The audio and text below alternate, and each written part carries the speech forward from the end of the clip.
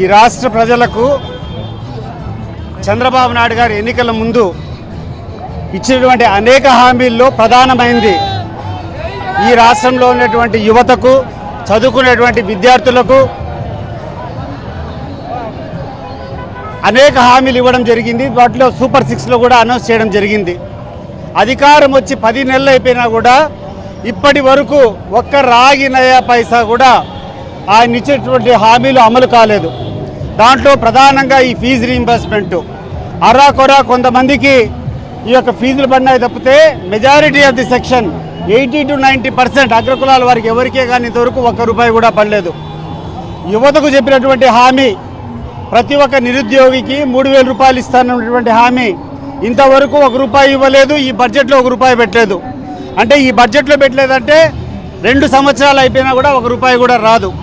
కాబట్టి ఈ అబద్ధాలు చెప్పినటువంటి ముఖ్యమంత్రికి కనువిప్పు కలగాలని, ఈ రాష్ట్రంలో ఉన్నటువంటి ప్రజల యొక్క కోపాన్ని ఆయనకు చూపించాలని, వెంటనే ఆయన ఇచ్చినటువంటి హామీలన్నీ అమలు చేయాలని ఇది ఒక వార్నింగ్గా మేము ఇస్తున్నటువంటి పిలుపు.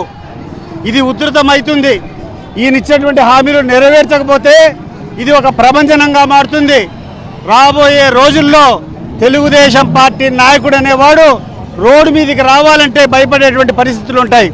ఎందుకంటే ఎంతో సుఖ సంతోషాలతో ఆనందంగా ఈ రాష్ట్రంలో ఉన్నటువంటి అన్ని వర్గాలు దాదాపు 50,000 నుంచి ₹1,00,000 ప్రతి కుటుంబానికి అందేటువంటి కార్యక్రమం ఉంటే ఆ లక్షను 2 లక్షలు చేస్తామని చెప్పి అబద్ధం హామీలు ఇచ్చేటువంటి వ్యక్తి ఈరోజు అమలు చేయకుండా వ్యక్తిగత అజెండాలు, కక్ష సాధింపులు ఎక్కడ చేసినా జనం యొక్క సంపదను దోపిడీ చేసుకునేటువంటి మార్గమే వాళ్ళు ఎంచుకున్నారు.